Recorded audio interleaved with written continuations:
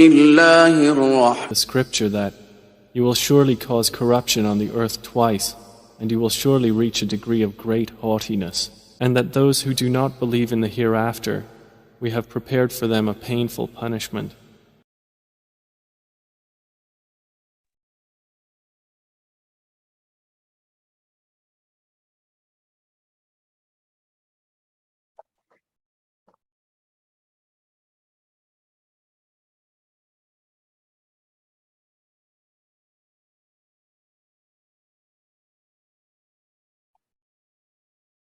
Yes, you are audible.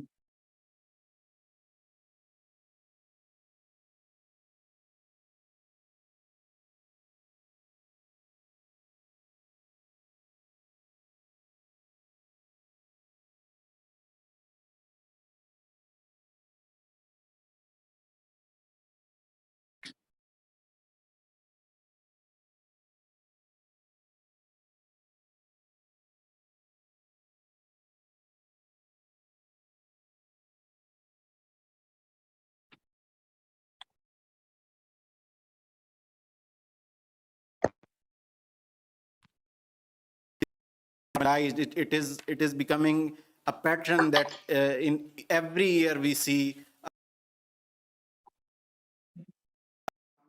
there is some aggression from Israeli forces, and as a result, we see that Palestinians and other nations suffer in the hands of Israel. With this normalization, there is also attached the weakening of response from community and particularly from the Muslim communities. We see that the otherwise very concerning issue of religious violence religious violence, it is very hot issue for the West and for global community. But when it comes to the Zionist forces or Hindutva forces, the state-sponsored terrorism, but we see that the global community overlooks and ignores all these crimes that are being committed in Palestine and in India.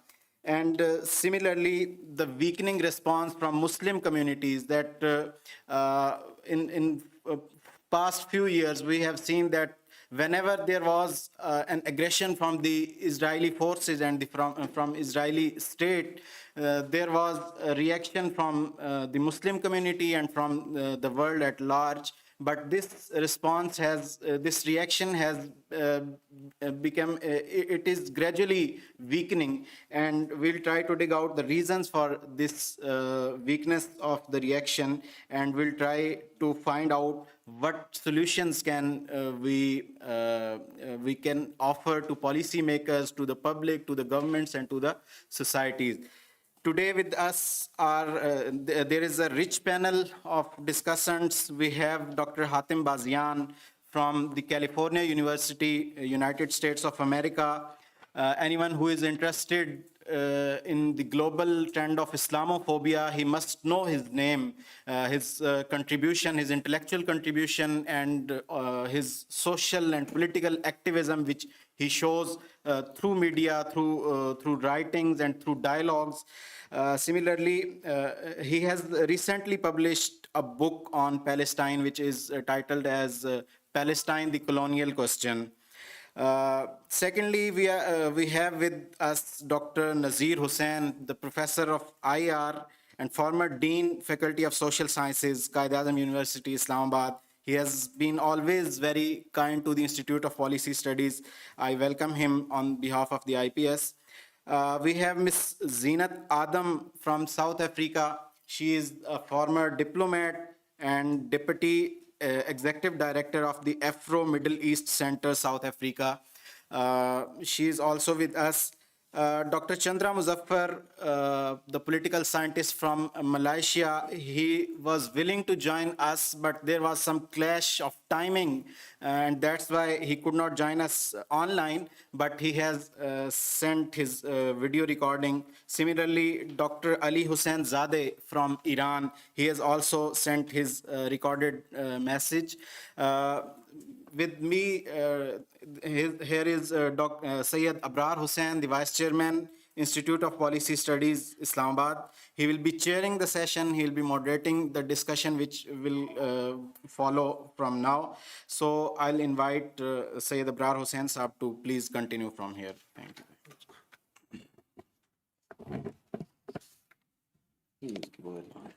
Bismillahir Rahmanir Rahim. A very warm welcome to all participants of today's webinar. As you have just heard, we are lucky to have a panel of very learned scholars and experts on the subject.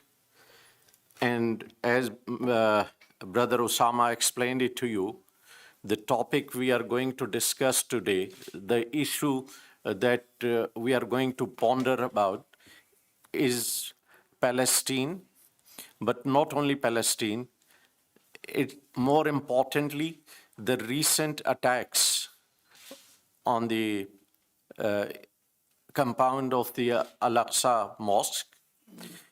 And unfortunately, Palestine is one of the oldest issues on the UN agenda, along with Kashmir, and it has not been resolved so far.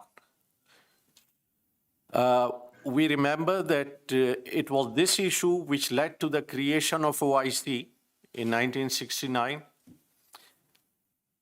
And at that time, after a similar incident, there was a very strong reaction by the Muslim nations, and OIC was formed at that time. But what's happening today, we can see that in recent years, during the holy month of Ramadan, the Israeli occupation forces storm the Aqsa compound every now and then, and it's becoming a regular feature in recent years. So what we are afraid is that it's becoming a norm more than exception. And as mentioned by Mr. Osama Hamid, our reaction to this is being weakened day by day. What happened this Ramadan?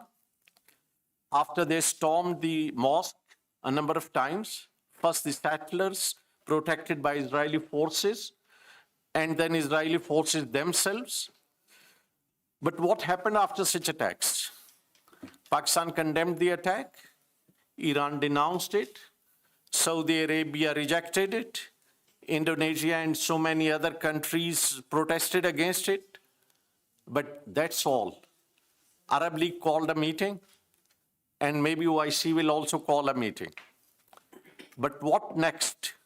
We don't have any agenda. We don't have any plans how to react to such blatant violations of human rights and what to do in such a situation. In order to discuss all this, we are holding this webinar today, and we are lucky to have so many learned scholars and experts with us. So we will begin with Mr. Hatem Bazian. He has been introduced by Brother Osama. He will be our keynote speaker today, and I'll hand over the floor to him. Dr. Hatem Bazian. بسم الله الرحمن الرحيم والصلاة والسلام على خير المرسلين وعلى آله وصحبه أجمعين. السلام عليكم ورحمة الله وبركاته. First, it's really appropriate to wish and continue to say Ramadan Mubarak, even though we're on the last 10 days of Ramadan. I ask Allah subhanahu wa ta'ala to accept your fastings, your dua, your qiyam, and all your acts of worship at this time.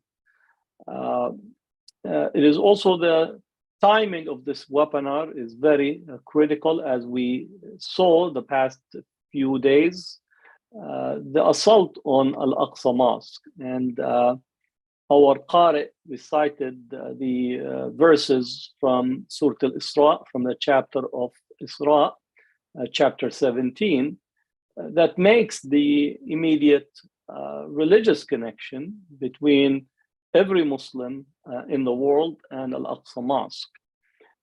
There is a specificity to Palestine, specificity to Al-Quds, to Jerusalem, to Al-Aqsa, because it is the site of our Prophet's sallallahu alaihi wasallam Isra and Mi'raj.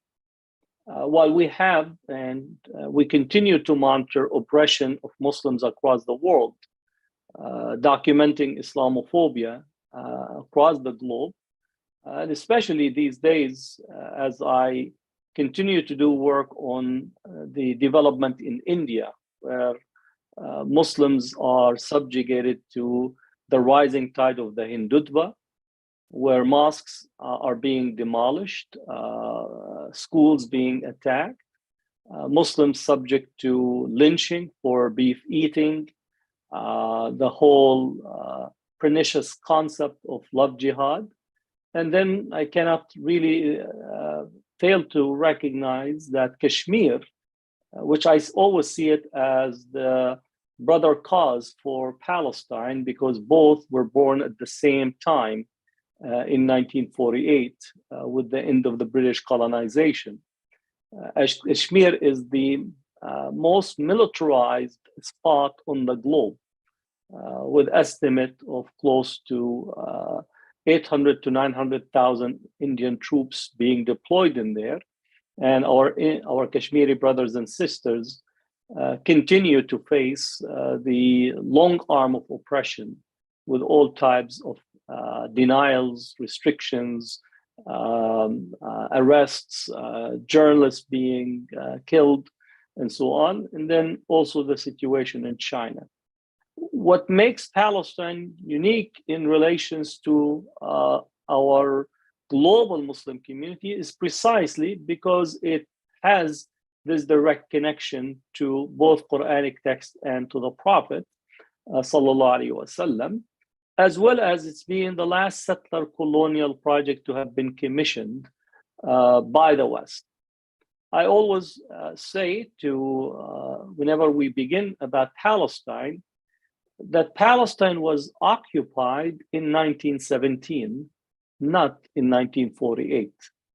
The British colonial project, in partnership with the French at the time, initiating the Sykes-Picot Agreement and the dismantling of the Ottoman state, was a direct colonial project that, interestingly enough, was also directed to British colonization and continued operation in India, so much so that the concept of Middle East emerged out of the India office, of the British India Colonial Office, and how to secure what the British have pillaged out of India at the time. Estimate is 45 trillion, and securing that trade and the resources being taken to India through the Red Sea and to the Suez Canal.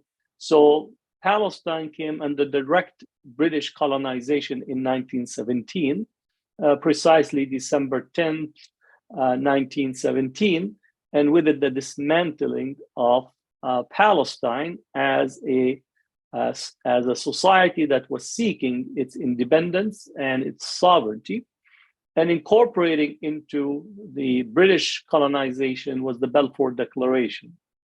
And from 1917 to 1948, the British incubated Zionism over the Palestinians, allowing military, empowering the Zionists in Palestine militarily, economically, giving them quasi-sovereign standing in Palestine, and then facilitating the repression and the restrictions upon the Palestinians, culminating in the Nakba of 1948, where Palestinians were ethnically cleansed from their land, from their property, from their homes. 8 urban centers completely emptied, 541 villages completely wiped out, and 750,000 were made into refugees, which currently are, with their descendants from 750, we're talking about close to 7 million Palestinians that are within the category of refugees, because those refugees that were expelled in 48 continue to live as refugees across the world. Gaza itself, close to 90% of the population of Gaza are refugees. And this colonial project, a settler colonial project, have always sought to commit genocide against the Palestinians, as well as with it the transfer. And this is a particular distinctive feature of settler colonization. It either uses genocide and or transfer simultaneously, something that the United States possibly have perfected in relation to the indigenous population, but also we saw it in South Africa and Australia and New Zealand, and Palestine is experiencing the settler colonialism. Now, rather than going through the chronology of all history of what is taking place today in Palestine have to be understood as an outcome of moving from the Oslo or the signing of the Oslo Agreement and transferring from Oslo into a full-fledged apartheid. The Oslo Agreement, which came into fruition as a result of a combination of events. Primary among them is the US first Gulf War and the invasion of Iraq that resulted in the split of the Arab and Muslim world into a pro-US camp and those who were either neutral or critical.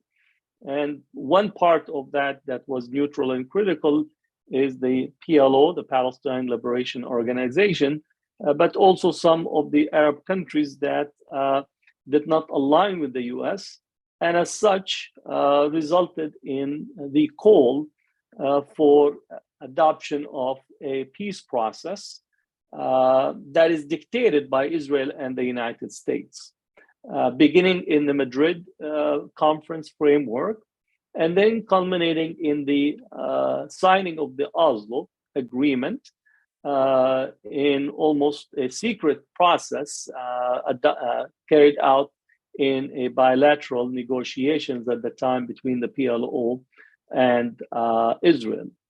The Oslo Agreement was faulty. I would say it was dead on arrival in relations to granting the Palestinians sovereignty. Israel had no intention to grant the Palestinians sovereignty or control over their land, or having any notion of ending colonization. Oslo Agreement has to be understood as a security agreement that allowed or shifted security responsibility from Israel being in every city and town in the urban and civil areas of Palestinian society to a newly constituted security forces to be managed by the Palestinian Authority that is also a creation of the Oslo framework. I tend to say that Israel have opted to revert back to a classical colonial model whereby every colonial power recruited members of the indigenous colonized population, elites among them, those who are ready to accept a partnership, to secure the needs of the colonial power. Those who are in the Indian subcontinent understand that the British model of classical colonialism was always that, is to recruit a class from the colonized population to implement its security infrastructure. So the Palestinian Authority accepted to be this security infrastructure. And on that signing of the Oslo, it allowed Israel to pursue a normalization project across the Arab and Muslim world. So immediately, the Palestinian signature of Oslo became the bridge by which Israel penetrates the Arab and Muslim world, whether it is through the soft type of diplomacy or soft power by engaging in athletic competition, bringing in all types of arts and so on, into full diplomatic engagement and recognition that today we could say culminated in the Abraham Accords that has packaged Israel as the key ingredient in a regional framework that is at the expense of the Palestinians and expense of their rights. Now, why we are seeing the attacks on Al-Aqsa Mosque has to be understood as part of the continuation of settler colonial machinery rather than being all incidental to the project. Israel has from 67, has engaged in the Judaization of Jerusalem. Judaization is a process by which to put an imprint of Zionist Judaic structures in Jerusalem. This engages in maintaining or pursuing demographic superiority. So Israel have a project to maintain a demographic split where Palestinians are not to be allowed to go beyond the 27% or at max 30%, and the demographic of Jerusalem to be 70% plus Jewish. In order to achieve this, Israel engages in a number of assault and patterns.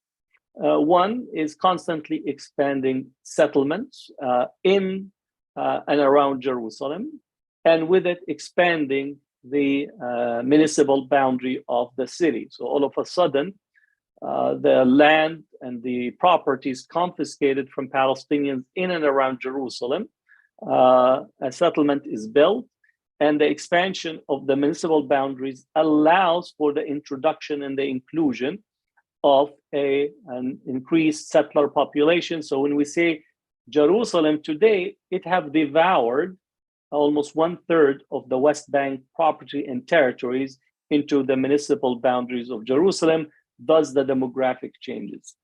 Second is continued encroachment on every aspect of the religious identity of Jerusalem. So the assault on Al-Aqsa has a purpose. It is not incidental. The purpose is to transform the plateau of Al-Aqsa, the 144-acre property, to allow a foothold for the Judaization of Jerusalem, in essence, to allow for an access, a religious access for those who want to build the third temple. The assault by the police always is intended to change the rules regulating the mosque. Now, if you don't know today, access to Al-Aqsa Mosque for Muslim worshippers is restricted. So there is a time restrictions, meaning that a Muslim can come to pray and then they have to leave. And this is done in order to regulate the access for so-called Jewish settlers and also under the rubric of tourists. These are not tourists, these are individuals that are coming with the distinct goal of actually sometimes on a weekly basis to lay the foundational stone over Al-Aqsa, or coming specifically to perform religious rites. Last week, during the Passover period, religious settlers were intending on actually having a sacrifice of lambs over the property. So many came carrying a lamb in order to exercise the sacrifice. So the assault on Al-Aqsa Mosque that occurred by the police was to empty the mosque to prepare for these settlers to come to perform their religious visitation and engage in their rights. Now, understanding that the United Nations as well as international law, and I'm very critical of both the UN and international law because it only imposes on the Muslim world and the global South, but never actually takes those who have committed criminal activities, war crime, genocide. And I'm very critical of the United States that have both engaged in the violation of international law with the invasion of Iraq and Afghanistan, with right now in the hundreds of thousands killed. So international law has been used as an instrument against, rather than taking into account those who continue to violate. So Al-Aqsa Mosque is actually, by international law, is a property belonging to the Palestinians as a religious site, designated as a UNESCO site, and also subject to the governance of the Jordanians. But in essence, the Israeli settlers, with the support of the government, especially today with Ben Gvir and others, it is actually intended to change the rights over there and to give a foothold to the settlers on Palestine, similar to what developed in the Ibrahimi Mosque, where the rights of the Palestinians in the Ibrahimi Mosque in Al Khalil has been subverted, and often the Palestinians' access is restricted to allow the settlers and those who intend on transforming the identity of Palestinian religious sites into Israeli settlers' hands and the Israeli government. So the Judaization project is underway, and with it is changing demographics, changing the religious governing and access, as well as encroachment on the properties that are immediately adjoining the Al-Aqsa Mosque and adjoining the religious sites.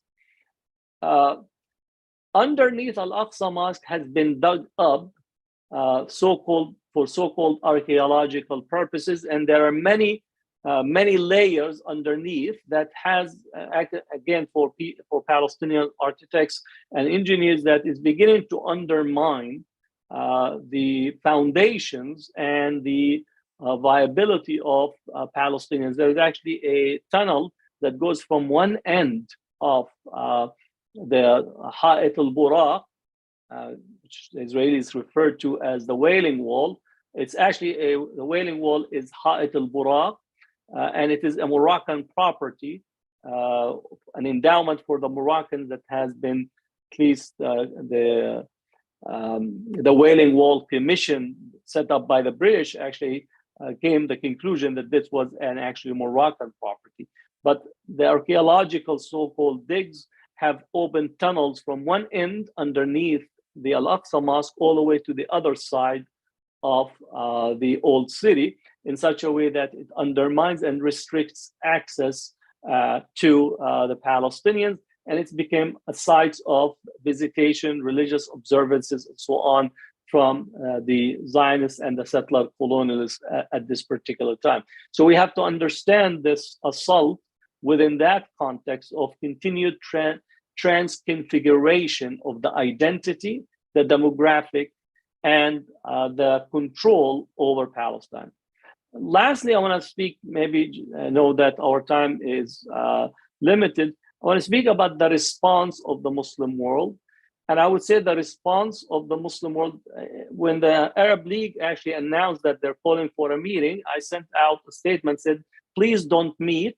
Just take one statement that you have issued in the past 30 years and send it out, just change the date.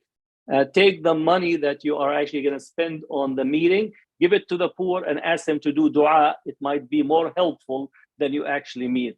And I'm serious with that because it has been one of the most ineffective, as well as constantly mirroring and reflecting US policy and facilitation normalization with Israel. I do think that the Muslim world and the Muslim people in general should take initiative on their own, should embrace the BDS movement, the boycott, divestment, and sanction, that they should actually put more pressure domestically, because many of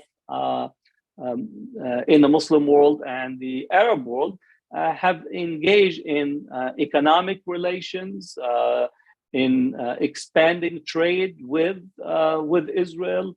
I'm actually was very appreciative of Indonesia refusing to welcome the Israeli soccer team to participate in in the FIFA tournament that was being carried out. So I think what we need is to go into the social infrastructure of the Muslim world and begin to rally this support, which also have always to link the causes.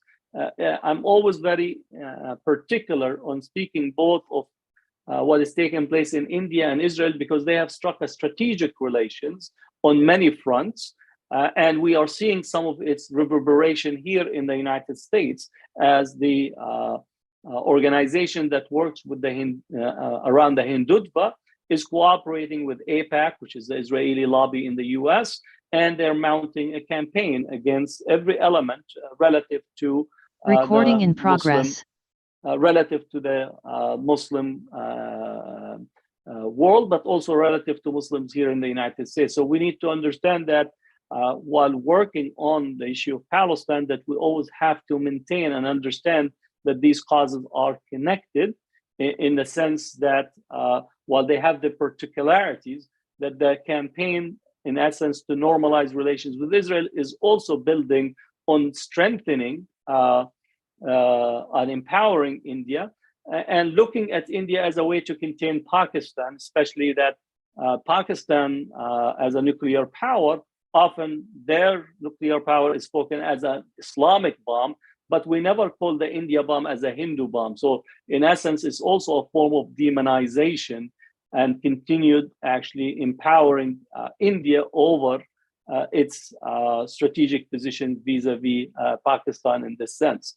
So I think the normalization pattern that has emerged from Oslo, so I definitely point to Oslo as this trajectory of normalization, which weakened Muslim state response and put them under duress, especially as the United States had become almost the arbiter of pressuring, cajoling, and incentivizing sometimes Muslim countries and Arab countries to open diplomatic relations through a host of US aid and development funding, or using some of the Arab countries that normalize to try to push other countries to normalize. So the pattern is continuing, and I think civil society, Muslim civil society, has to be empowered, mobilized to counter what is taking place, because the response is, as the Arab poet says, "Ma bijurhin bimayitin ilamu," that a dead body, injuring a dead body would not actually cause any more response. And this is where we are at this point relative to state response to this aggression. It's almost the opposite, hastening and speeding the normalization pattern. So thank you for listening, and really appreciate all of you listening to me and having the time to take on the issue of Palestine and the issue of Al-Quds and Al-Aqsa during this last 10 days of Ramadan. Jazakumullah khair. Assalamu alaikum. Thank you, Dr. Hatem Bazian. You gave us the right perspective in which the recent developments are taking place. Thank you so much for a detailed briefing. Now, I'll move on and request Ms. Zeenat Adam, who is a former diplomat and Deputy Executive Director at the Afro-Middle East Center, South Africa. Madam, the floor is over to you. Assalamu alaikum wa rahmatullahi wa barakatuh. Bismillah ar-Rahman ar-Rahim. I want to thank the chairperson and the Institute for inviting me to this. Also to thank Hatem for an excellent introduction on the issues that we are tackling today. I think that I'm going to delve into a little bit more on the questions of the Hindutva, but before I do that, I want to also address what we've been looking at in Al-Aqsa most recently, with the hurling of the stun grenades, the firing of the rubber-coated bullets, the emitting of the tear gas, Israeli forces storming into Al-Aqsa compound, entering the Qibli mosque, violating the sanctity of the sanctuary, disrupting worshippers who were in quiet contemplation during the holy month of Ramadan, interrupting prayer using brute force, cuffing 400 Palestinians or more, hurling them off to prison, These scenes were broadcast on social media, exposing the ruthlessness of the IDF in what has become a regular occurrence for Palestinians in Ramadan. Every year, Israel intensifies its attack on Palestinian worshippers. This year, Israeli National Security Minister Itamar Ben-Gvir called for Israelis to enter Al-Aqsa on Pesach and to conduct ritual sacrifice on what they believe to be Temple Mount. And Hatem has explained how this annexation of Al-Aqsa is happening. This past weekend, in blatant provocation, more than 1,500 Israeli settlers in 21 groups, escorted by Israeli police, forced their way into the Al-Aqsa compound. This was just a few weeks after the settler mobs rampaged through Palestinian town of Hawara, protected, supported, escorted by the IDF, while they wreaked absolute carnage. Emboldened by the ultra-Orthodox far right-wing government, the pogromists have armed themselves intent on purging Palestinians. If we continue on this trajectory, we are likely to witness war or ethnic cleansing on a mass scale. It's important, however, to discuss the current situation, and it's impossible without acknowledging that the most recent acts of violence and atrocity perpetrated against the Palestinians stem from the origin story of the creation of Israel, built by invading Zionists through the ethnic cleansing, forced displacement of native Palestinians in the name of creating a Jewish nation state with ethno-religious supremacist ideology. The Nakba that began with genocide and the razing of over 500 towns and villages has not ceased for over 70 years. And the denial narrative that this was a land without a people for a people without a land has served to dehumanize and delegitimize Palestinian existence entirely. A notion that is perpetuated and reinforced by the likes of the current Israeli Finance Minister, Bezalel Smotrich. The success of the Zionist endeavor has been through the support it has received from like-minded supremacist nations that are masked as liberal democracies while continuing to avow their colonial agendas. It hasn't ceased. We are still in a neo-colonial world. Israel owes its very existence to the Balfour Declaration and, of course, as Hatem indicated, Sykes-Picot before that, which was designed by imperialists who were staunch white supremacists.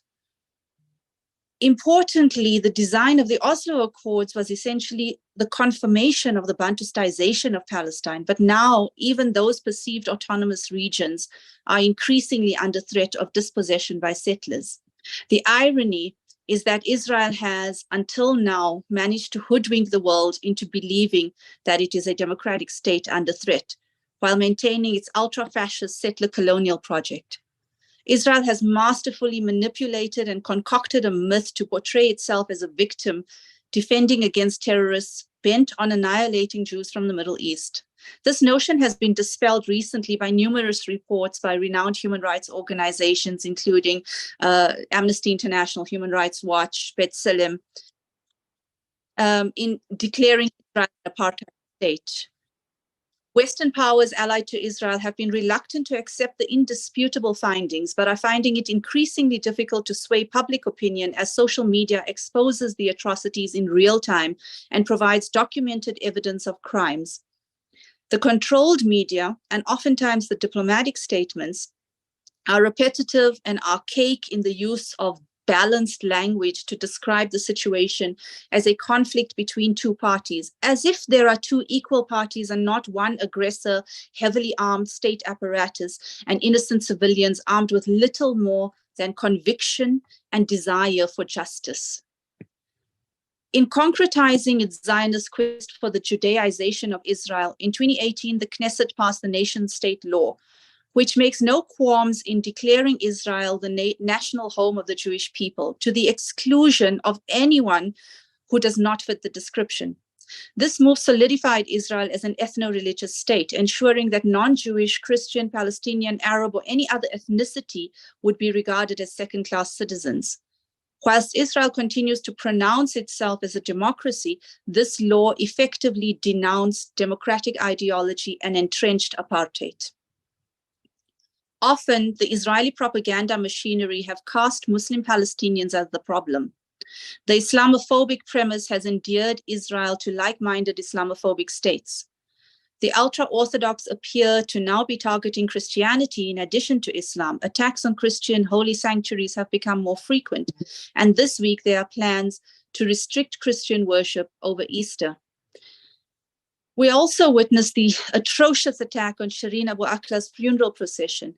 Recently, we also are aware that the United Torah Judaism Party, an ultra-right-wing party, tabled a bill in the Knesset that would declare the propagation of Christianity illegal. Should this bill pass, it would have considerable impact on the support Israel enjoys from the evangelical groups worldwide, but particularly from the USA. Under the new Israeli administration, the Zionist agenda of Judaization has been augmented with more fervor, consecrated with what appears to be calls by the likes of Smotrich and Ben-Gvir for another Nakba. And while the protests between the liberal Democrats and the ultra-nationalists in Israel over the judicial reform appear to show profound differences, this is not translated in the case of settler colonialism and Palestinian rights. Israel's success story, as macabre as it is, has inspired ethnocrats in other countries, notably Narendra Modi in India. The ultra-nationalist Hindutva mirrors the Zionists in their supremacist ideology. Having cultivated a cozy relationship, especially through the arms trade, the far right-wing BJP led by Modi has emulated Israeli apartheid, while still claiming to be the world's largest democratic state. The Hindutva dogma has entrenched a notion of superiority, not just in class and caste structures, but specifically in its Islamophobia.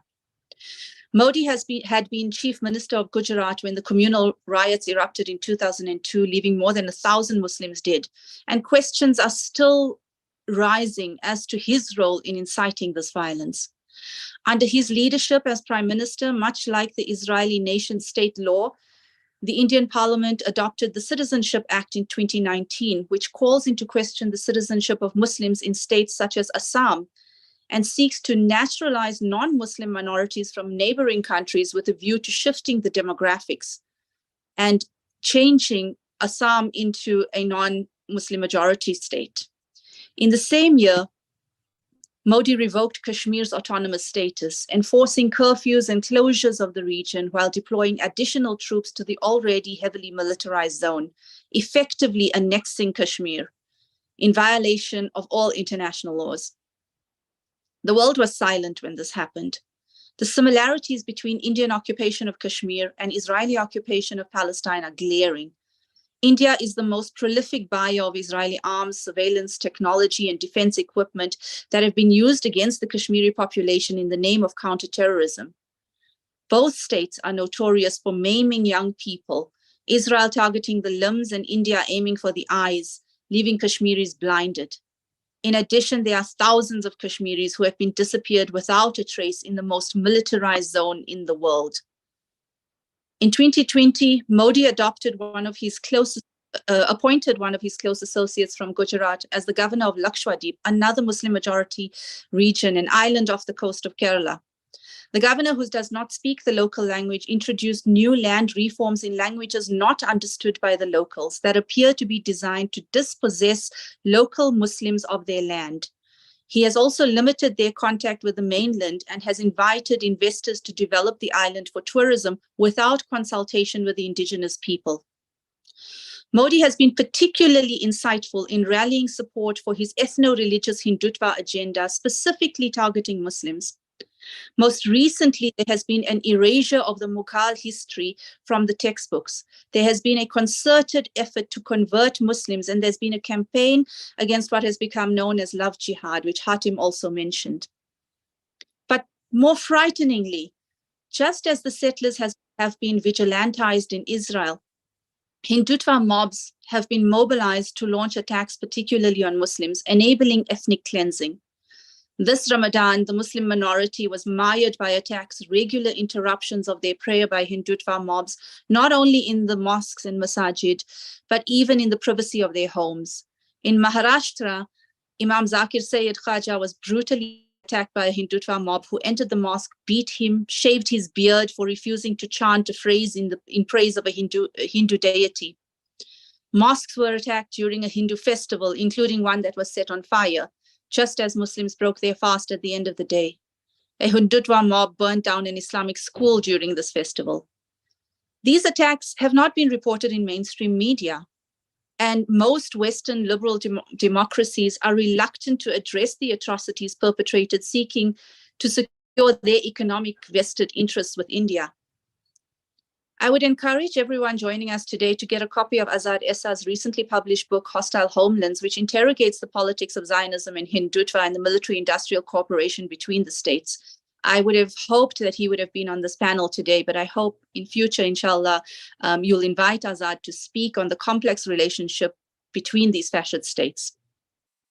It would seem that apart from the general apathy towards the human rights violations, both in occupied Palestine and in India and occupied Kashmir, the world has become disinterested in fighting injustice, especially when it presents as state-sponsored terrorism. Both India and Israel have had utter disregard for the rule of law and have been defiant in their response to human rights organizations. While some leaders have come out lately to condemn certain acts of violence, these seem to be just statements without any real substance. And like Hatem said, the Arab League didn't need to meet, just pull up a statement that you've already issued previously. There continues to be the notion in the West that any criticism of Israel will be perceived as anti-Semitism. But more significant than that is the tacit endorsement of fascism through silence. Both countries continue to act with impunity in their apartheid and their fascist laws, as there appears to be no consequences in the global order that is predicated on supremacy.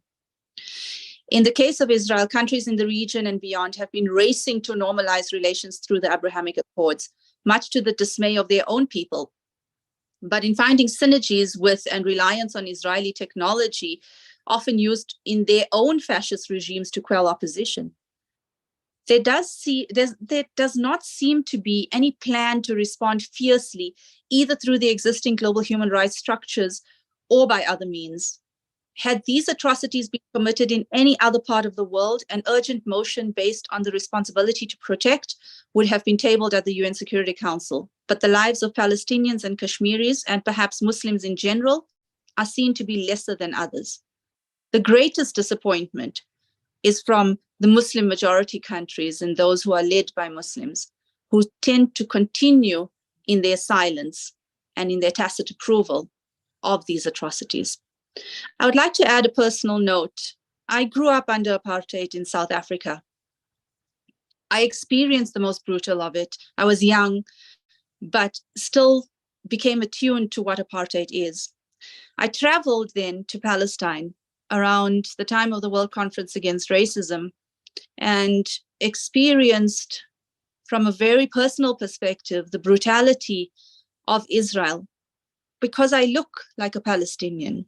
And so I felt what a local would.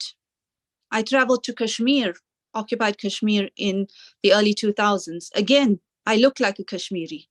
And so I'm treated as a Kashmiri, despite having held a diplomatic passport at the time. I experienced the apartheid in these countries. And I can fairly say that the level of aggressive tactics perpetrated in both Israel against the Palestinians and in occupied Palestine, as well as in occupied Kashmir, are far worse than what we experienced as South Africans. What Hatem has said about the BDS is important. It does work. I want to give an example that in 2012, we managed to get the South African government to adopt BDS officially and curb its trade with Israel. I recently looked into this, and we have more than halved the trade from what was $1.2 billion to now under $500 million. Civil society in South Africa has also been working to apply pressure on government in terms of its relations with India. Unfortunately, we're finding this a lot more challenging for two reasons. We have a large Indian population or population of Indian descent in South Africa who still have some ties to India, specifically from an economic perspective, and they are concerned that any clampdown on Modi would result in them losing their ability to continue to reap benefits, economic benefits. but also because South Africa is a member of BRICS and of IBSA and has strategic relations with India. So this is becoming a lot more difficult.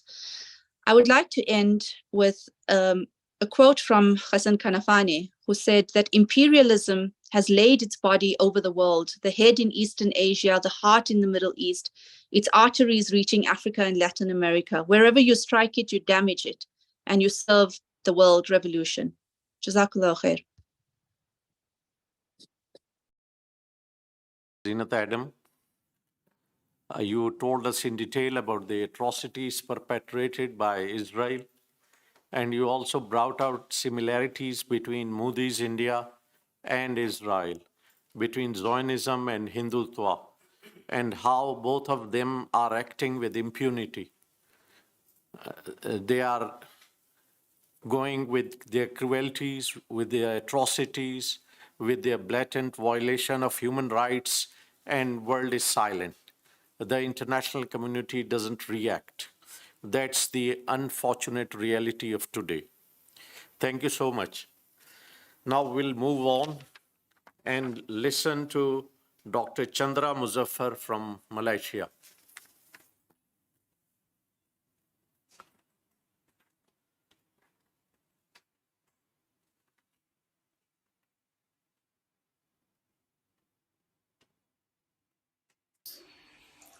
Assalamu alaikum. Peace be with you. I'd like to begin by thanking the Institute of Policy Studies, Pakistan, for this very kind invitation. Israeli aggression against the Palestinians and Arabs predates the creation of the State of Israel in 1948. This is something that is not often highlighted. That even before the Second World War, the introduction of migrant population from Europe, population of Jews from Eastern Europe and other parts of Europe into Palestine and the surrounding areas, met with resistance from the indigenous Palestinian people and the Arab population. And this infiltration of European Jews who were not really part of the Jews of West Asia in the real sense of the term, but they were Jews from outside, who had lived outside Jerusalem and Palestine for ages, and whose link with the Jewish population and Judaism is something that is suspect. Jews of this sort, Jews who may have come from different origins and different backgrounds, something we may not want to go into detail, but nonetheless it is quite well known that these Jews of Eastern Europe, part of the Zionist movement, Theodor Herzl and the Zionist movement, they were the ones who began to move into Palestine. And the one important factor that contributed to this was, of course, the Balfour Declaration of 1978. It was under the guise of the Balfour Declaration, the British promising the Jews, international Jews, Jews from Europe, that they would find a home in Palestine, and a home would be created for them, basically under the aegis of colonial rule. So it was British colonialism helping to create a Jewish homeland in Palestine without the consent of the Palestinian people, and facilitating the infiltration, the emergence of a Jewish community in Palestine that was in some ways not really linked to the foundations of Jewish society, but that's how it happened. More and more Jews came, settled down in Palestine, bought land in many instances, and in some instances they usurped the land if there was no gas. And this is how the Jewish community developed in Palestine. And then, of course, there was the Holocaust of Europe. Europe, basically, Hitler's Germany and other elements in European society that conducted this pogrom against the Jews. And we know this is a terrible thing that happened. A huge number of Jews were killed, wiped out. Those who weren't, some of them made their way to Jerusalem. It was facilitated by the Zionist movement in Europe. Right from the beginning, the Arabs and the Palestinians resisted this. Even when they were buying land, even when they were forming small groups and so on, they resisted this. They did not want people who were not part of Palestine.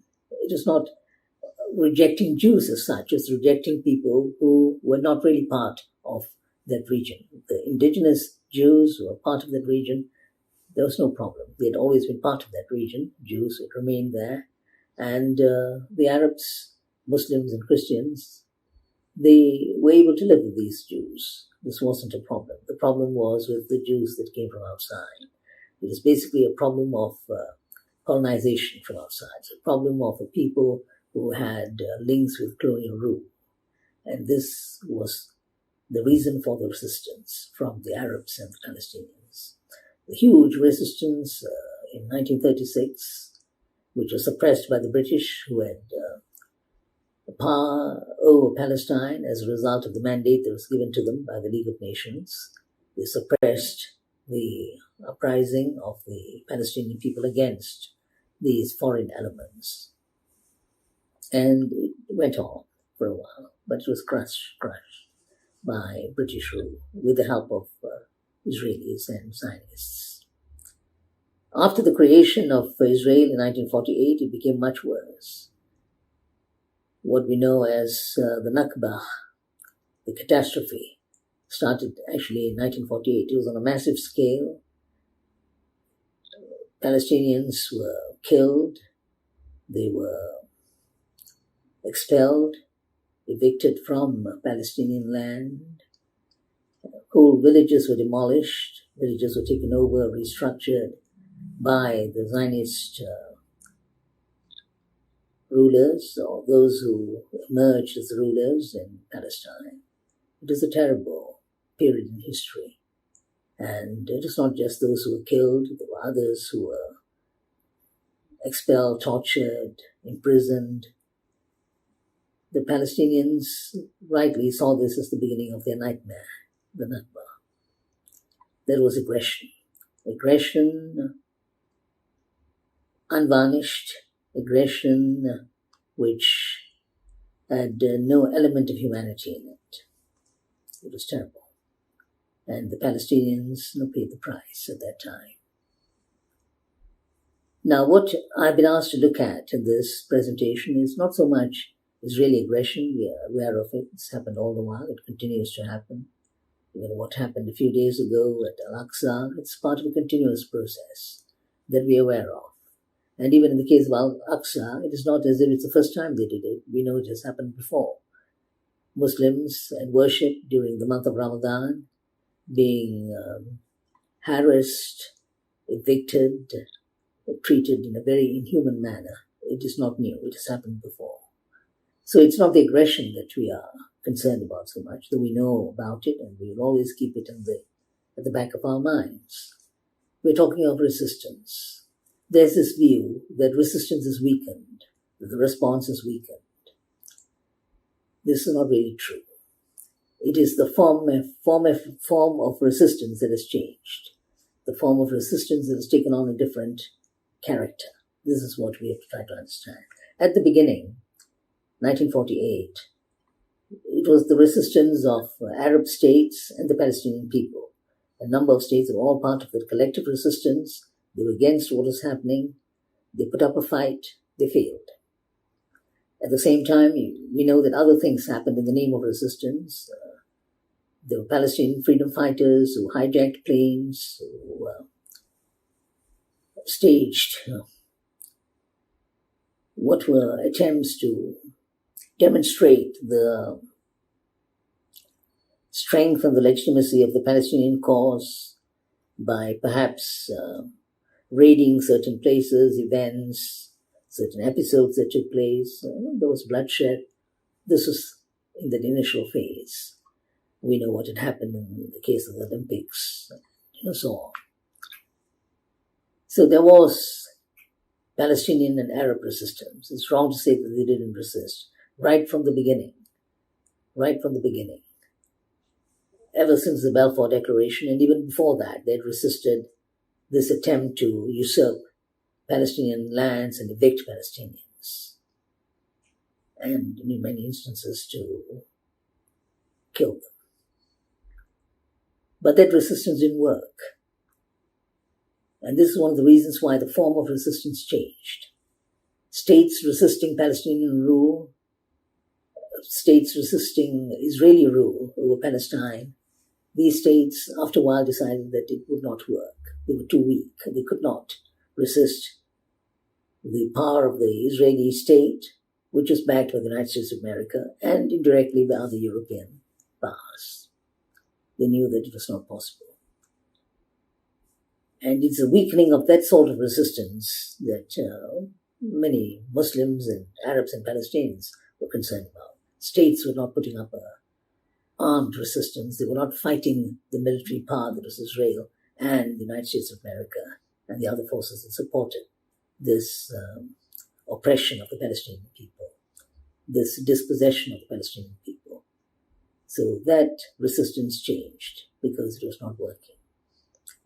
And later on, they realized that hijackings, attempts to provide a demonstrative effect to the Palestinian cause, dramatic effect to the Palestinian cause, was also not working.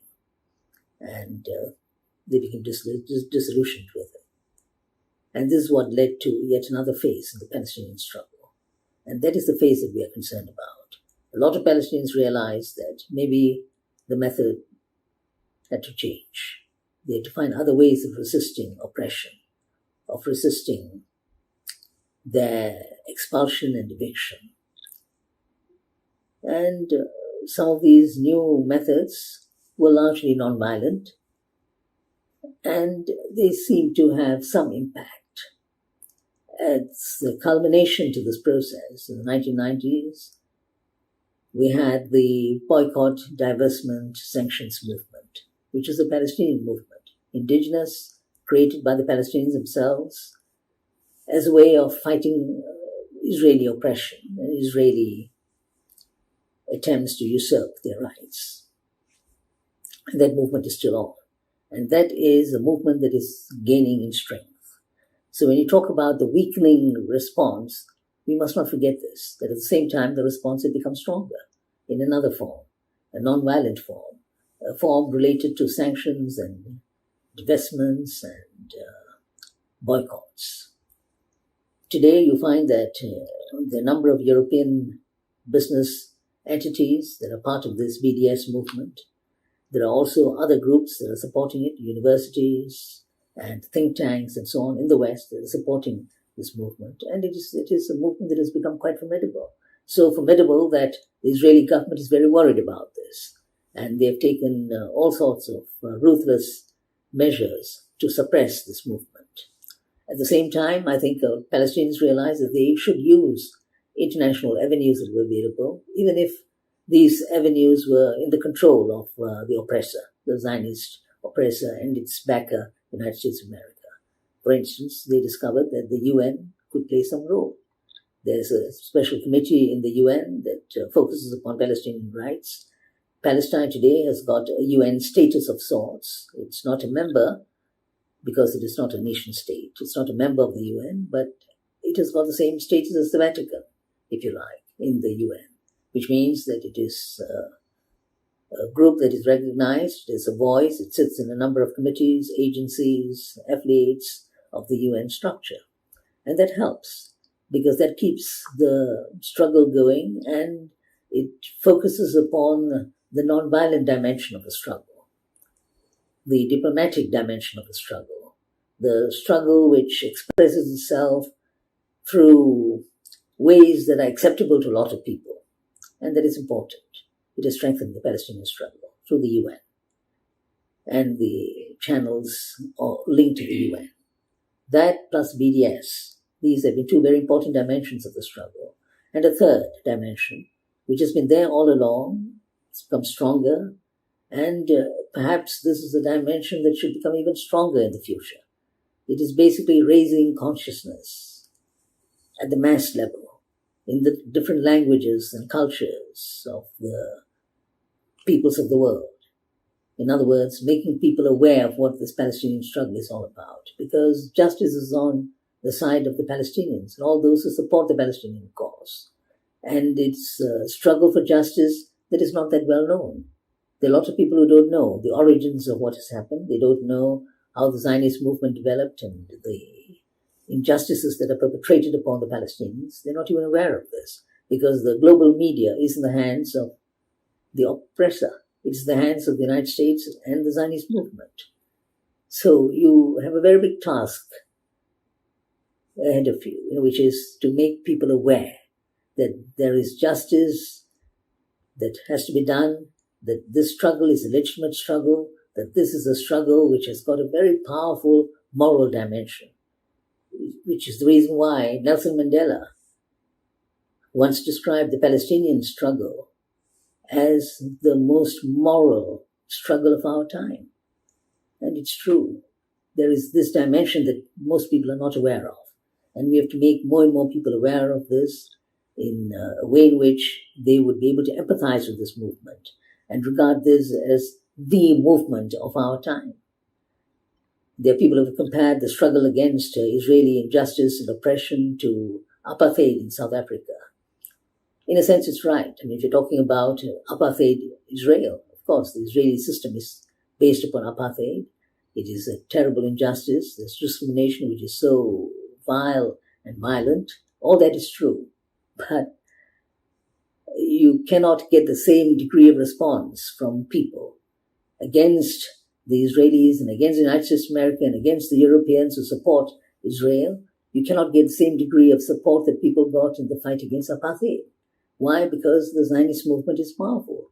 Why? Because the United States, which supported apartheid, as we know, when it was at its peak, at its pinnacle, the difference is that here it's the United States supporting the Israeli cause because it is linked to vested interests within the United States itself.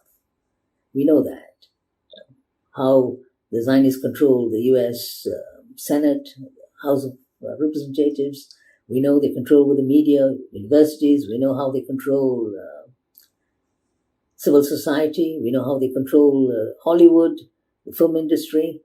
We know all this. So it's, in a sense, different because the grip that the Zionists and the United States of America, they have over this struggle, the struggle of the Palestinians, is so different.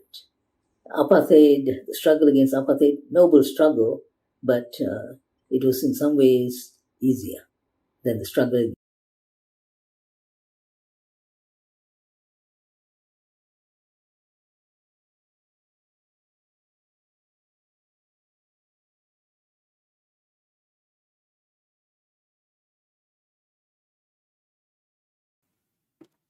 And the next on our list of speakers is Dr. Ali Hussain Zada. He is an Iranian scholar from Al-Mustafa Open University and presently in Syria. We'll listen to him.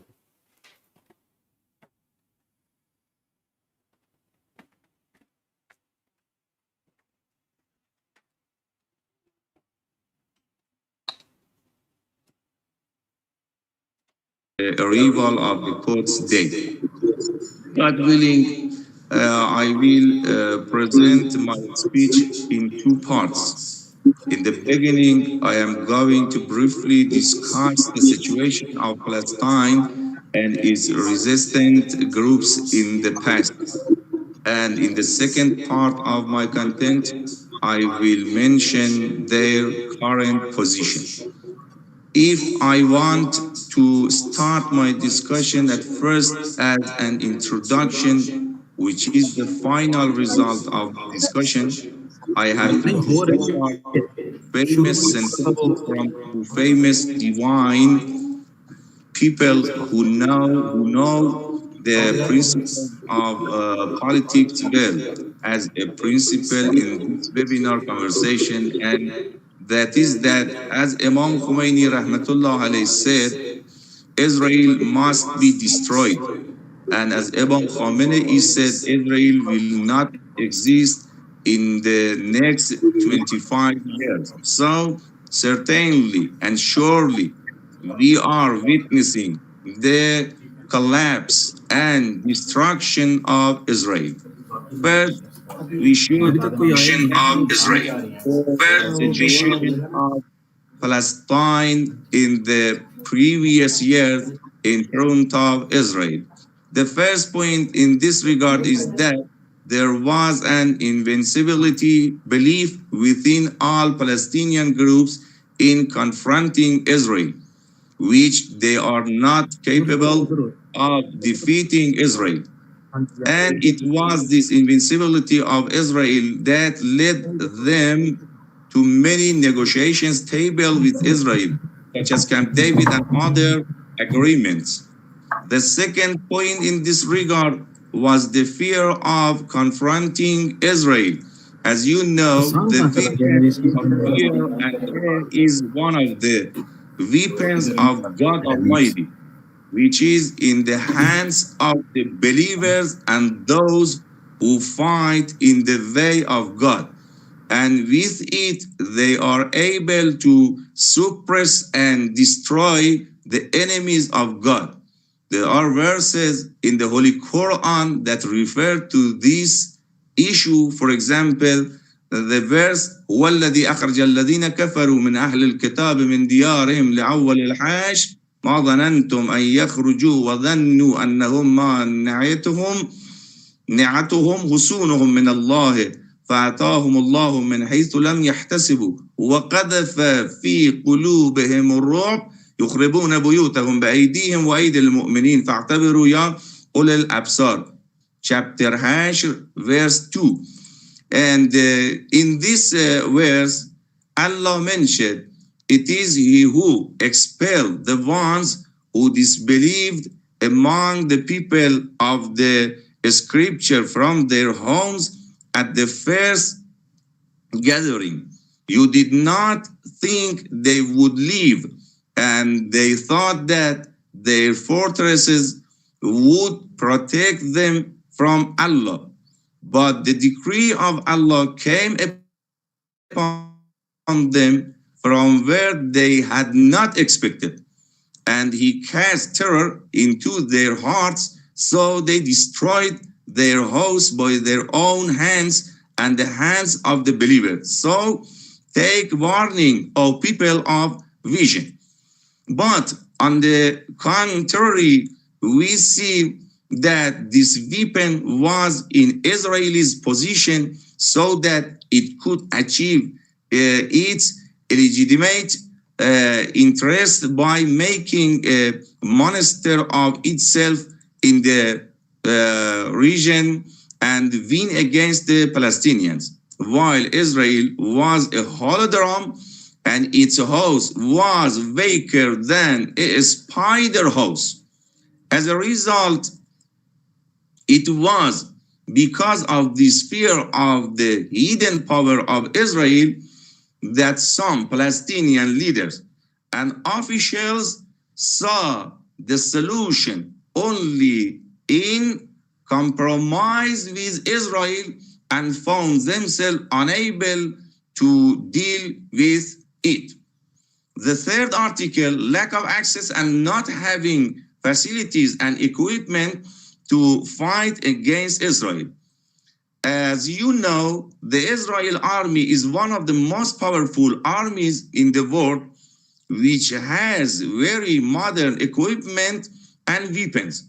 They are equipped by America and other allies in Europe. Their soldiers have undergone professional training of the day. Their military budgets as well as arms support are very high and weapons are freely provided to them. But in front of the Palestinian groups, they were not like that. And at first, they started with the stone intifada. And then they were able to get a number of light and semi-heavy weapons. And recently, they have found the possibility to shoot missiles that reach the heart of Israel and Tel Aviv. Therefore, we do not see balance in this issue. The fourth point, lack of unity of method in fighting against Israel inside Palestine and differences in how to confront and fight against Israel. And number 5, and the fifth point, not having global, regional supporters in defense of the Palestine cause. Most of the countries either did not pay attention to the Palestinian issue and were indifferent or downplayed it. And some countries in this situation, and some countries were staunch defenders of Israel. Only a few countries like Iran and some Muslim countries defended Palestine. Even some Arab countries in the region signed the plan to normalize relations with Israel, which is a big betrayal in the Palestinian issue. Also, international organizations such as the United Nations had only limited themselves to giving some ineffective resolutions and practically did not take any firm and practical measures to prevent Israel from its aggressions. Yes, aggressions on Palestine, Gaza, and Lebanon.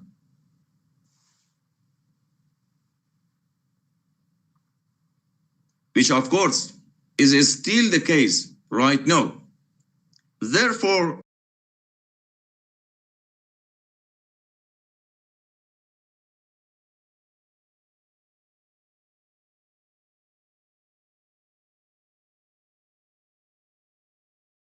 from Pakistan.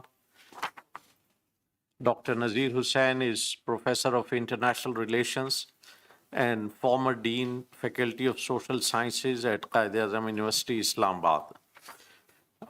Dr. Nazir Hussain Saab, the floor is yours.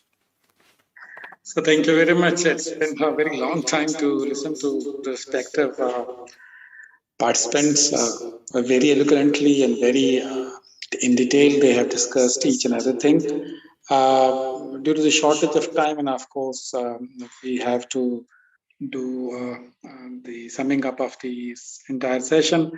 I would not take much of the time, and I would not repeat what already has been said by respected speakers from outside Pakistan.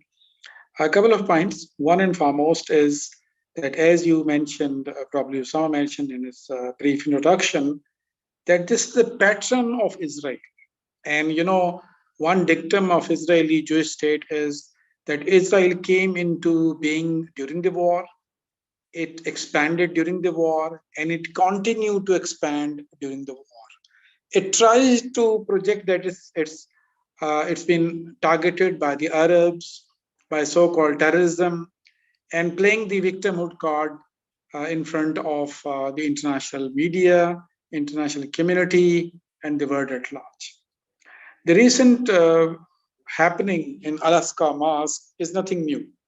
As you, Mr. Saab, very amply mentioned, that is a pattern. Israel has been doing this right from the very beginning, right in every Ramadan probably, whenever the Muslim would like to go to pray in the Alaska Mosque. But it has new additions, new factors, new issues with it. Probably nobody mentioned this. I being a student of international relations, and my favorite area is realism. So in the realist paradigm, Netanyahu is severely under criticism, one from within the country due to his changing of the Supreme Court verdict. Number two, he is under intense pressure from Biden administration or whatever is going on.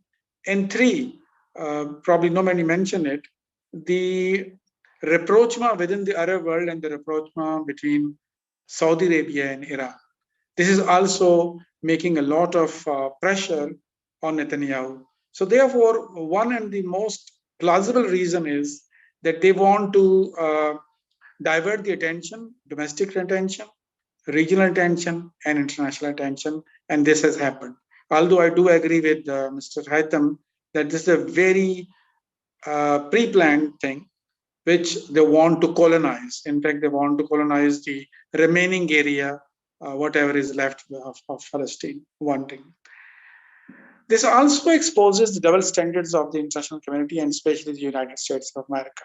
As you know very well, currently, Russian Federation is the president of the Security Council.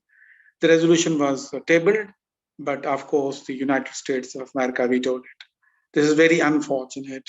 The unarmed Palestinians were butchered, they were martyred, they were ridiculed.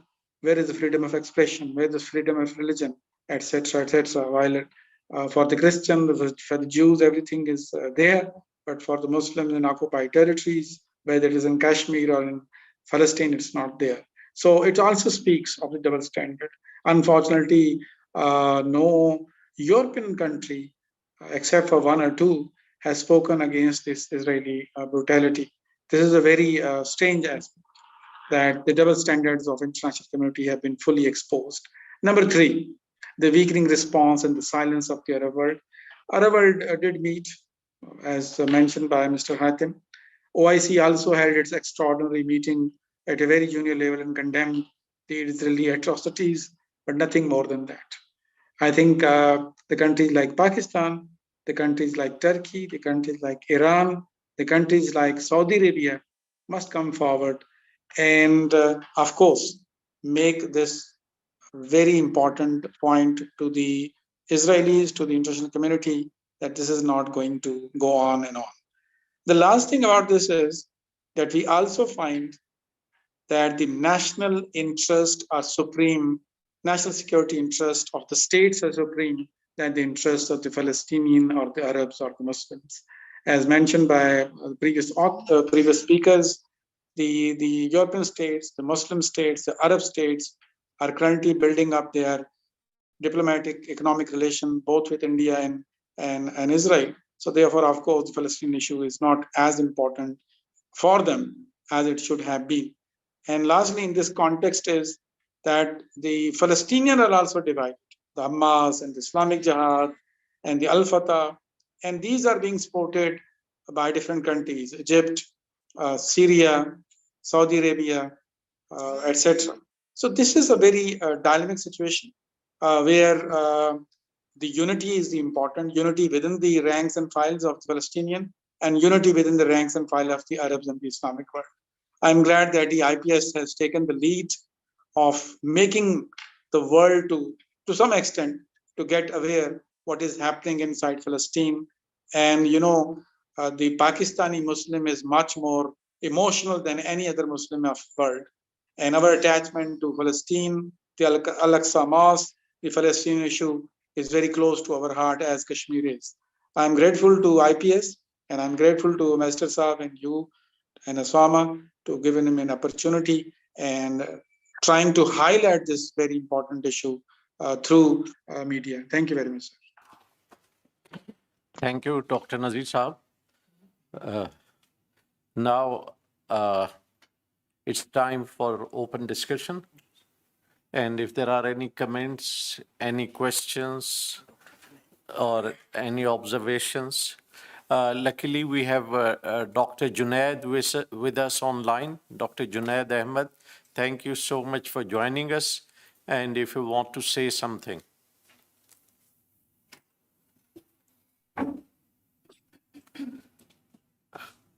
Dr. Junaid, can you hear me? Am I audible? Yes, Assalamu alaikum. Can you hear me? Yes, Wa alaikum assalam. Okay, just 1 second.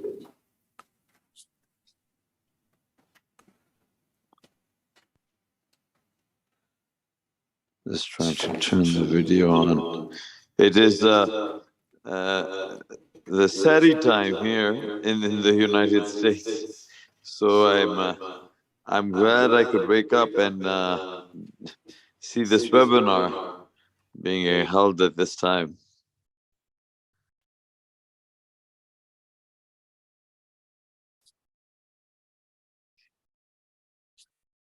I don't know why the video is not turning on. There we go.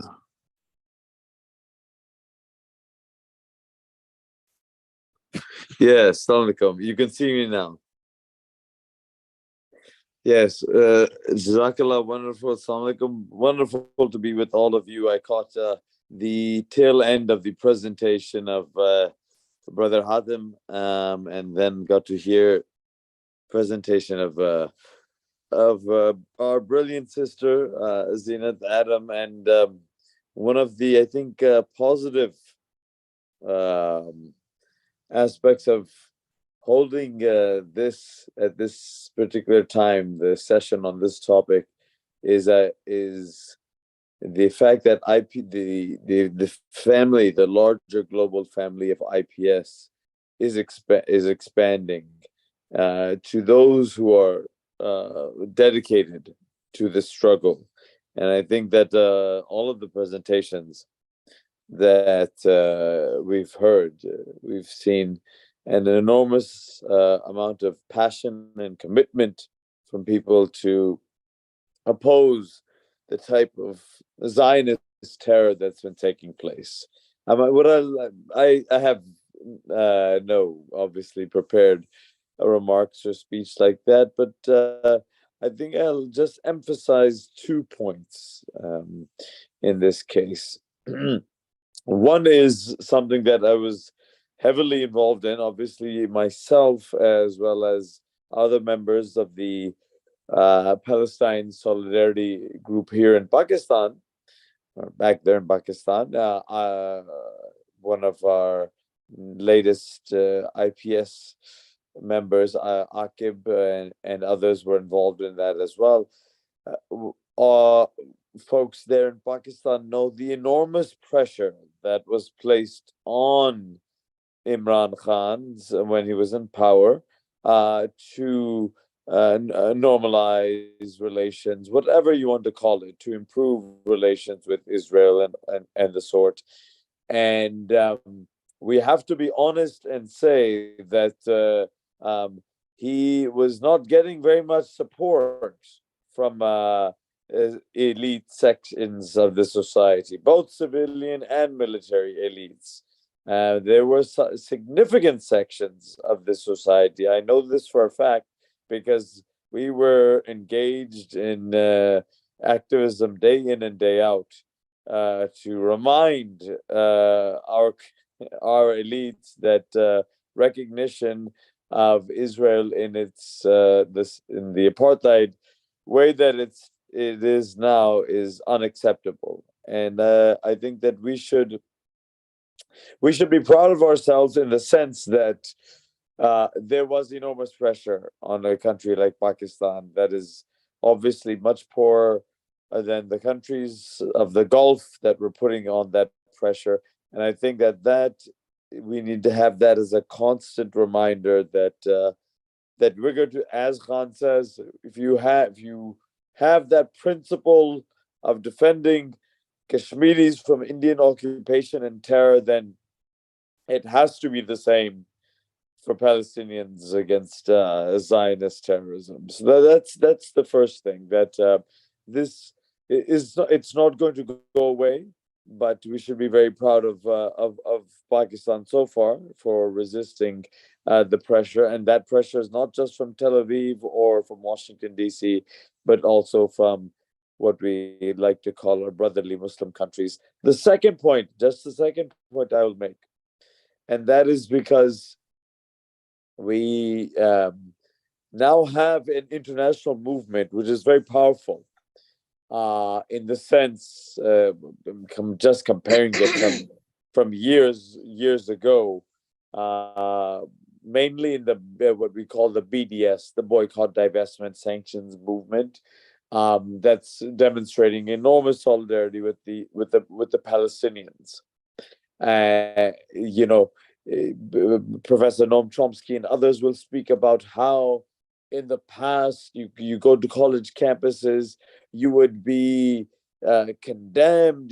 People will either not come, or you'll be condemned and screamed and yelled at for your views for justice for the Palestinians.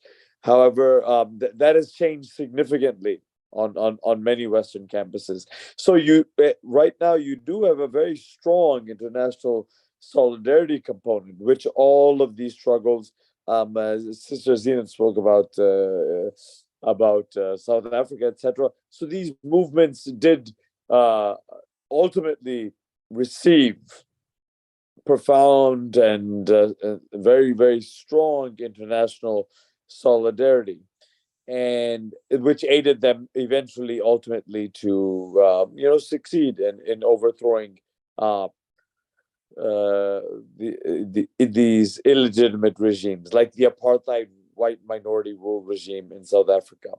However, there's one thing that we have to think hard about on this issue, and that is that while the international solidarity movement, particularly in the form of the BDS, Boycott, Divestment, and Sanctions, has gained ground from various churches, companies, faith-based groups, so on and so forth. Why has this not translated into an improvement in the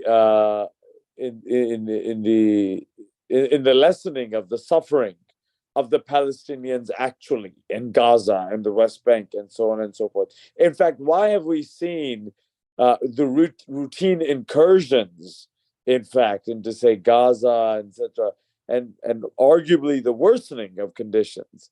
So I think that there needs to be, I don't have the answers, but I think that we need to ask questions about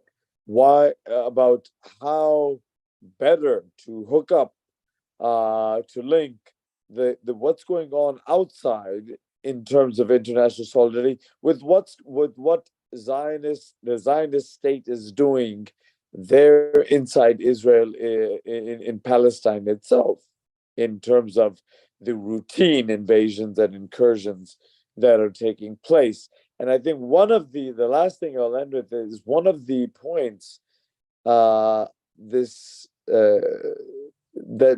should be pondered is how much of the international solidarity movement is quite, I would say, maybe uncomfortable with what you can clearly say, which has historically been the case in this decolonization process, which is the same thing going on in Palestine that we are yearning for, and that is the armed struggle. I think that often makes many people in the international solidarity movement uncomfortable when these types of Zionist Israeli attacks, assaults take place, and then you have resistance factions within Palestine opposing it, and often through armed struggle, often through the rockets. And I would argue, as right now, what has happened over the past few months and weeks, in the past, Israel would be very very ready to engage in actions, in armed actions, whether in Palestine or in Lebanon, for example. It is not. 2006 was the turning point. the Lebanese resistance and Hezbollah and so on, they really gave Israel a bloody nose in 2006. So what I'm saying is that that these resistance factions, whether in Gaza and now in the West Bank, now you have different factions. It's not even Fatah or the old PLO. You have other factions that are resisting, and what you are seeing is that these groups from Gaza to Jerusalem, East Jerusalem, to West Bank, to Lebanon, they are uniting. And so I think that often we are praising ourselves a lot, and we should, in terms of compelling very powerful institutions in boycotting and divestment and so on in Israel.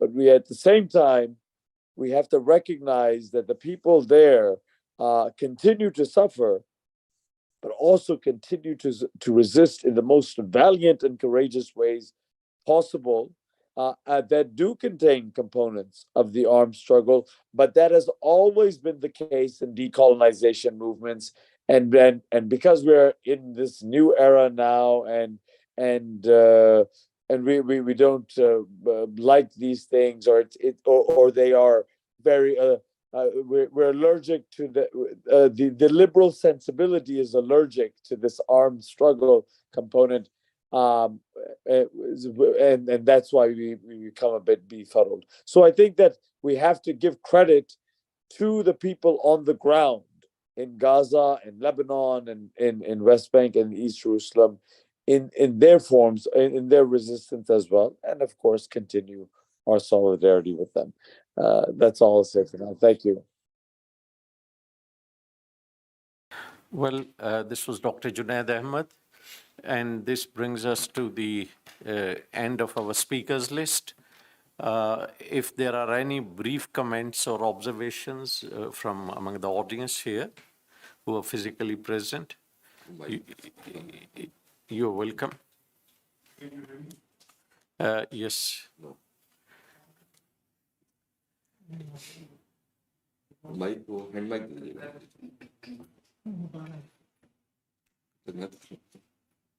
जी इन्होंने कर चलो Now can you hear me? First of all, I will introduce myself. My name is Abrar. I am a student of economics, and I am doing it from International Islamic University, Islamabad. So I am very glad to be a part of this discussion. My comment on this session is more of an appreciation for the Institute of Policy Studies, Islamabad, because it is first of my. It's the first of kind. It's the first session of this kind that I am attending. So we were talking about this in the few minutes before that resistance is decreasing all around the world. But according to me, this seminar is also a kind of resistance. These seminars will play a vital role in raising awareness all around the world. So to counter modern ways of operation, we need to bring modern ways of raising awareness against this operation. And we Pakistanis and all other Muslim nations, especially, we Pakistanis are born with emotional attachment with Palestinians, as some speakers said. So the least we can do is we can spread awareness about this operation, which is being carried out in India and in Kashmir and Palestine. So that's all from my side for now. Thank you.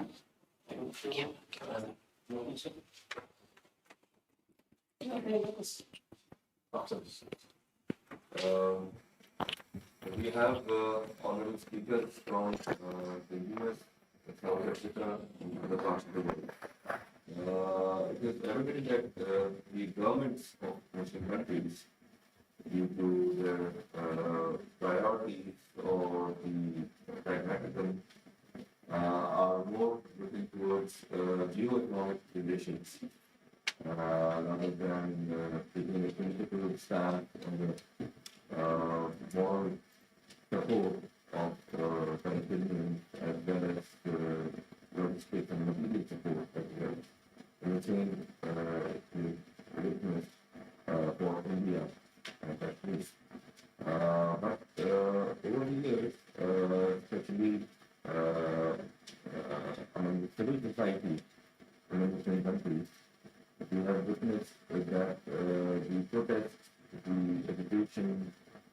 within the BDS movement, it is not much visible now. The anti-war rallies which we used to witness in the US by Muslim organizations as well as their alliances with the civil society and other organizations which stood for human rights, it is also on the decline.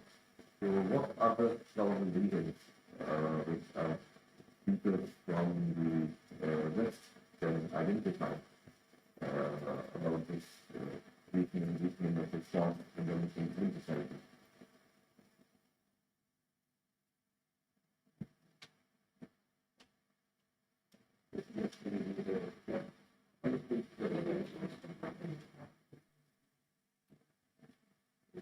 Assalamualaikum. Can I ask a question from the speakers, please? Yes, please go ahead. Okay, thank you. My question is that how can the international legal framework be used to hold accountable those responsible for human rights violations and war crimes in the conflicts? And my second question is, what are the prospects for a just and lasting peace in the region, and what steps can be taken to achieve it?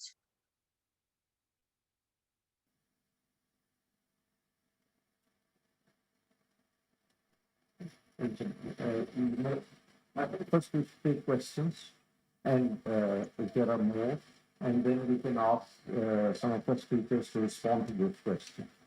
I think you were trying to say something. First of all, I will introduce myself. My name is Syed, and I'm an assistant of IIUR, the Parliament Finance.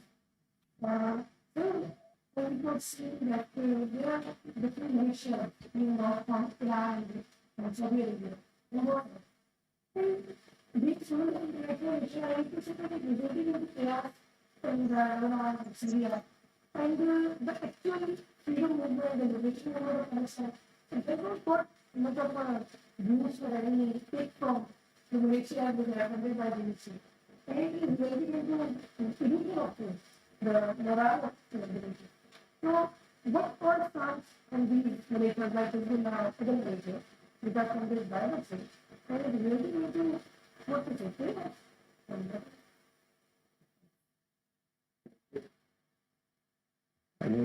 Anyone else? Yes. It sounds okay. Okay. You want to say anything? Any observation? Any comments? Or any question? Yes, please go ahead. I'm from Ireland and the commercial finance.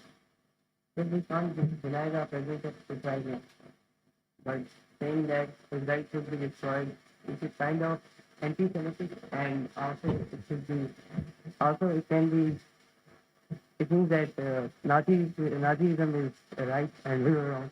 So kindly comment, I need some comments of Dr.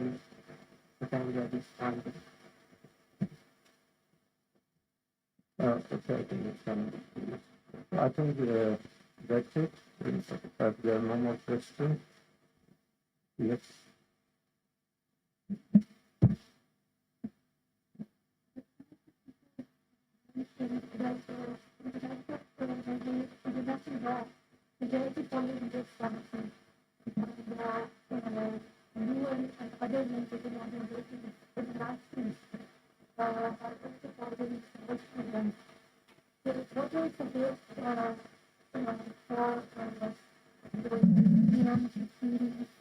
And the other persecuted nations.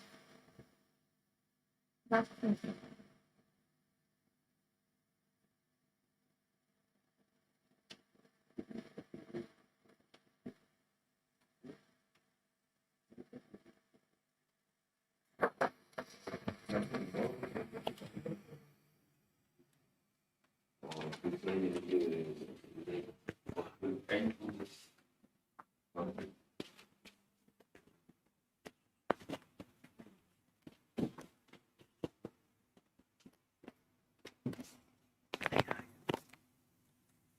IHL की बात की थी।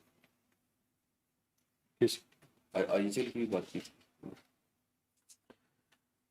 Okay.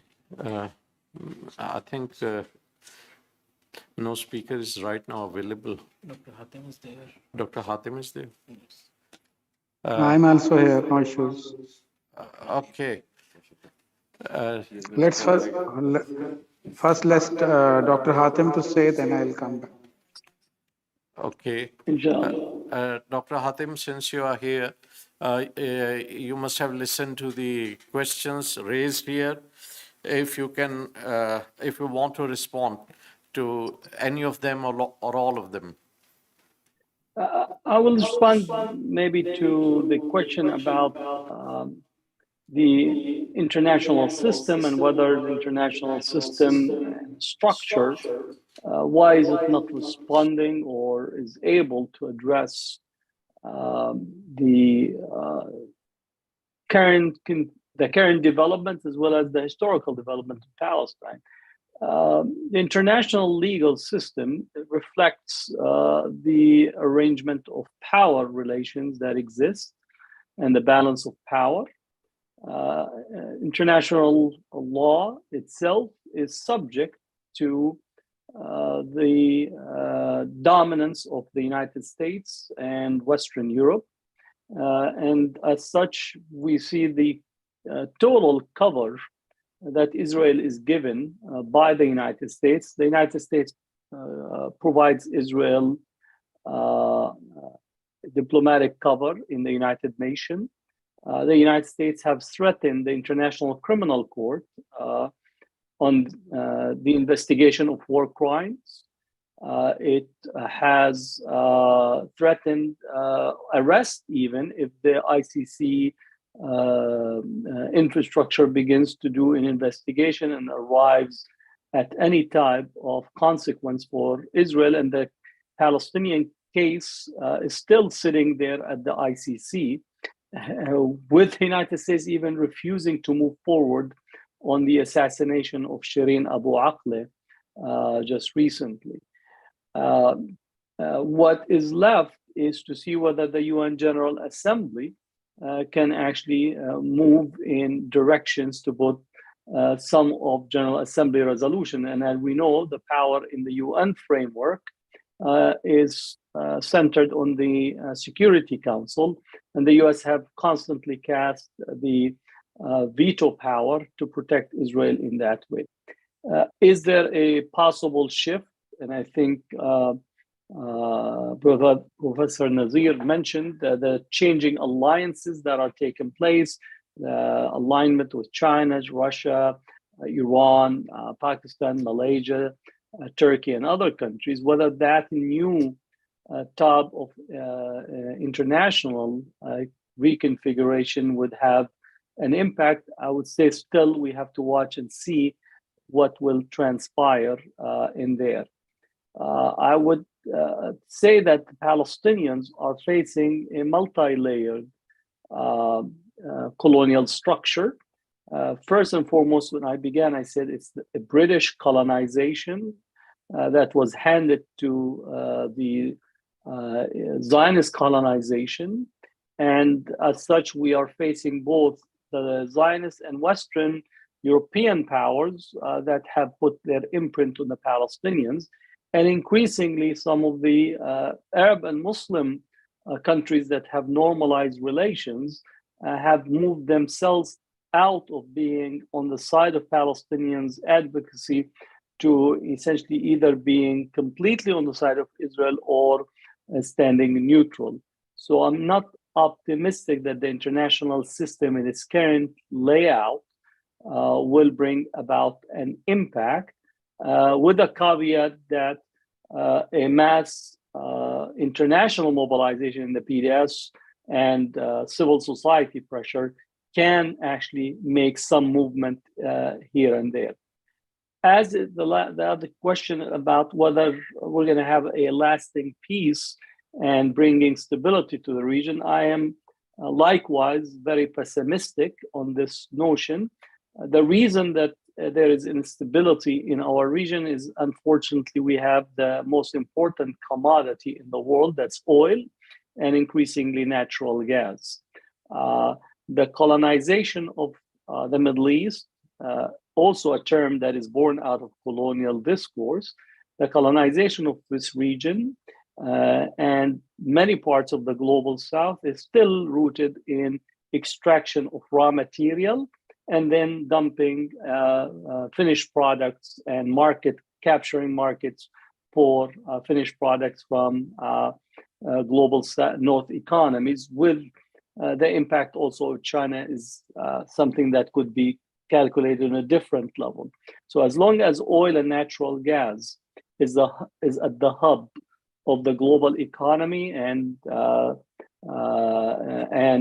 region continues to have the overwhelming reserves, we will continue to have both political interventions, military interventions, as well as campaigns directed at the region. And Palestine falls into this category where Israel is seen as part of this Western interventionist expansion policies in the region, as well as a buffer state in the framework of the British thinking that was adopted by the United States. So I'm afraid to say that the idea of a settlement and a peace coming to the region without understanding the politics and the economies that are at work from the Western world, I think we would be remiss to think that it's only a matter of agreeing on a framework to resolve it without the broader consideration in there. The United States has operations under the dubious claim of counterterrorism in 39% of the world's surface. So again, it have inherited and expanded on the role that the British have. Most of US military deployment is actually around and in the areas around the Middle East, with a naval aircraft carrier and deployment in the Persian Gulf, one outside the Persian Gulf, two in the Mediterranean, and a massive operations in the Red Sea. So you could tell from the military deployments and the various bases that are located, it's located almost every place where we have an oil field, there is a US naval deployment or a US land base. And I think that has to be considered. Even though that people talk about alternative energy sources, solar, wind, and so on, still the world consumes 84% of its energy resources are based on fossil fuel, oil and natural gas being paramount, and coal. And that's, I think, one of the major dynamics that still is at the hub of this region.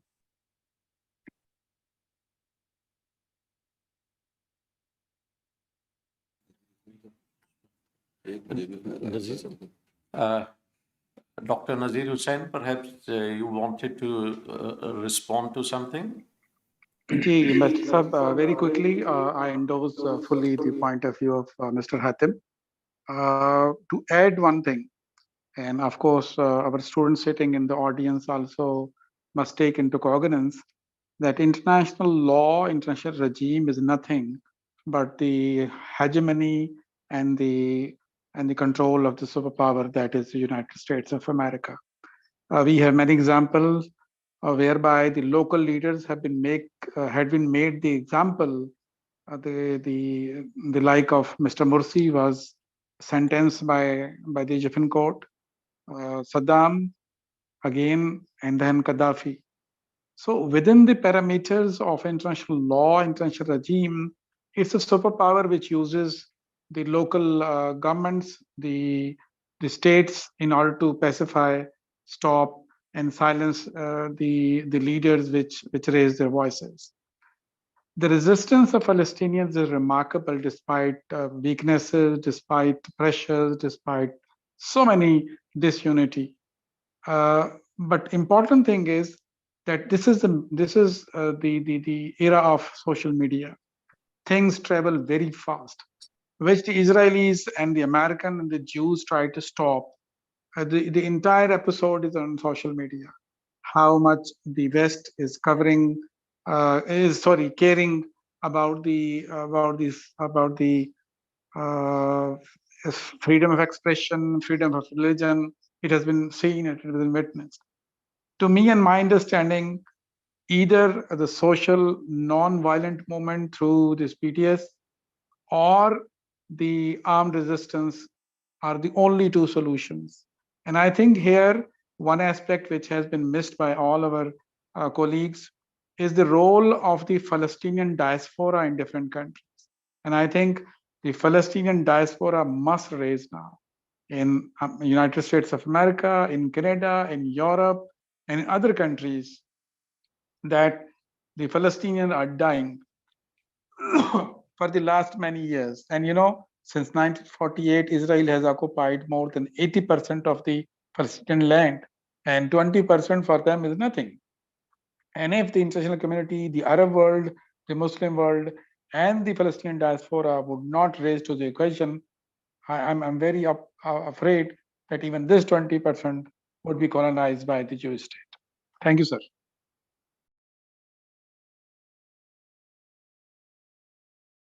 So much, Dr. Nazir Hussain, and Mr. Shahrukh Nofal would briefly say something. It's just a brief comment that it is not just the Palestinians, actually the whole world, the Muslims, the people who stand for human rights, who stand for humanity, for peace, they are under threat. Their existence is under threat. And it's not just a regional or local issue anymore, it has a global dimension. Just 6 years ago, in 2018, the Hindutva BJP government of India and the Israeli government, they celebrated the 100 years of the Battle of Haifa together. And both, it was on state level, the war heroes of the Battle of Haifa, which is considered the cornerstone of the creation of Israel. They were mostly from the British Indian Army, and all those war heroes were commemorated and celebrated in 2018. And if you observe the trend again about Islamophobia, the whole media machinery, especially on the internet, social media, it is either based in the Indian region or Israel, or they have their alliances with the far-right Christian Europe and even America. So this is a global alliance, and it's a global war, and everyone has to stand against it who believes in peace and humanity, human rights and human dignity. The alliances between the oppressed nations of the world and the civil society, which stands for freedom and dignity and human rights, it is very important and critical. And I think we should all come together towards creating a better world. And especially in the West, it is very important. The knowledge capitals, the power capitals of the world, Palestinian, Kashmiris, other people in the civil society, they should organize themselves and mobilize against the injustices being perpetrated in the patronage of the US and, of course, the framework of international law.